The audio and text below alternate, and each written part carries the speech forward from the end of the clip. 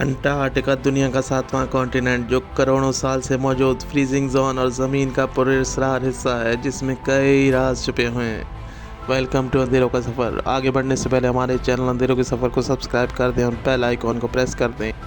हमारी इस ज़मीन में कई राज छुपे हुए हैं जिनसे हम अब तक ना वाकिफ़ हैं। अब तक ज़मीन के कुछ हिस्से ऐसे हैं जहां इंसानों की मौजूदगी नहीं।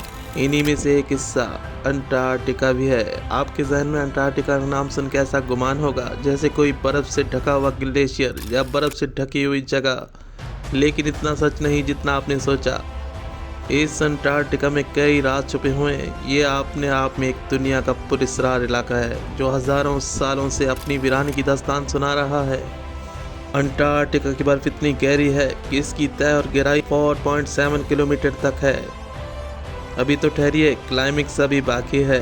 अंटार्कटिका की बर्फ़ इतनी गहरी है कि 5 बुर्ज खलीफा जितनी बिल्डिंग्स इसकी गहराई में समा सकती हैं। अंटार्कटिका ही ज़मीन का साउथ पोल है।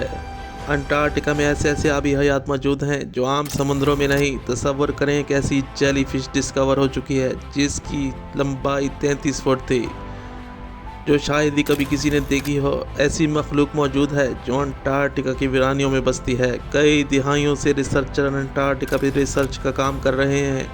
ऐसे शवाहिद भी मिले हैं कि यहाँ हमेशा से बर्फ़ नहीं थी, बल्कि यहाँ कभी घने जंगलात हुआ करते थे और करोड़ों साल पहले अंटार्कटिका की ज़मीन गर्म हुआ करती थी। यहाँ से कोयले के ज़खायर भी मिले हैं।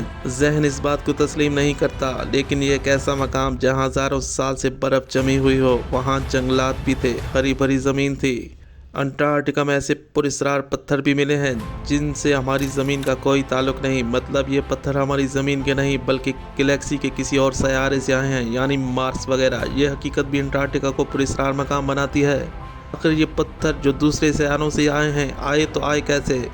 एक पत्थर जो मार्स में आया था, जो करोड़ों साल पहले की बात है। उस वक्त अंटार्कटिका में ज़िंदगी मौजूद थी। 1996 में जांचकर्ताओं ने इस पत्थर को डिस्कवर किया तो उस वक्त की मीडिया की हेडलाइन बनी थी, अंटार्कटिका की बर्फ़ की कोर तकरीबन 10 लाख साल पुरानी है। 1950 में अंटार्कटिका की गहराई में माउंट रेंज भी दरियाफ्त हो चुकी है, यानी इस बर्फ़ की गहराई में नीचे पूरे के पूरे पहाड़ मौजूद हैं और इन पर यह बर्फ़ की तह कई करोड़ों साल में वजूद में आई है। अंटार्कटिका की बर्फ़ करोड़ों साल से कभी पिघली नहीं। इस बर्फ़ की कोर की वजह से साइंसदान इस अंटार्कटिका की उम्र का अंदाज़ा लगाते हैं, यानी बर्फ़ जितनी गहरी होगी इसके वक्त का दौरानिया इतना ही तवील होगा।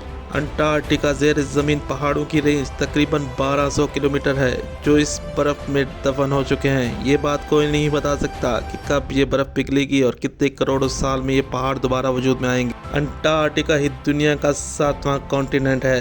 अंटार्कटिका की ज़मीन की 90% बर्फ़ मौजूद है और दुनिया का 70% फ्रेश पानी मौजूद। अंटार्कटिका वो कॉन्टिनेंट है जो किसी मुल्क की मलकियत नहीं। यहाँ कोई आबादी मौजूद नहीं, बस रिसर्चर के बेस कैंप्स मौजूद हैं। ये बात कोई नहीं जानता कि सबसे पहले अंटार्कटिका को किसने डिस्कवर किया। अंटार्कटिका में बर्फ़ की हाइट तकरीबन 2160 मीटर, जो तकरीबन 7000 फीट के बराबर है। क्या आप जानते हैं अंटार्कटिका में एक ऐसी वाटरफॉल है जहाँ रेड कलर का पानी इस वाटरफॉल से बहता रहता है, जो सच में एक मिस्टीरियस चीज़ है। आखिर ऐसा क्यों? साइंसदानों का ख्याल था कि ये पानी में मौजूद आयरन के पार्टिकल्स हैं और ये आयरन एक लेक में मौजूद था, जिससे आयरन की मौजूदगी की वजह से इसका कलर रेड है। लेकिन इस पानी को तो फ्रीज हो जाना चाहिए था, लेकिन ये क्या, ये तो -17 सेंटीग्रेड में भी पानी बहता जा रहा है। इसकी वजह यह है कि इस ग्लेशियर के नीचे जो लेक थी इसका पानी सॉल्टी था, यानी नमकीन, और नमकीन पानी का फ्रीजिंग पॉइंट -1 है, जिसकी वजह से ये रेड कलर का पानी बहता जा रहा है और इसे साइंसदानों ने रेड फॉल का नाम दिया। ऐसे ही कई राज छुपे हैं इस अंटार्कटिका में। ये था अंटार्कटिका।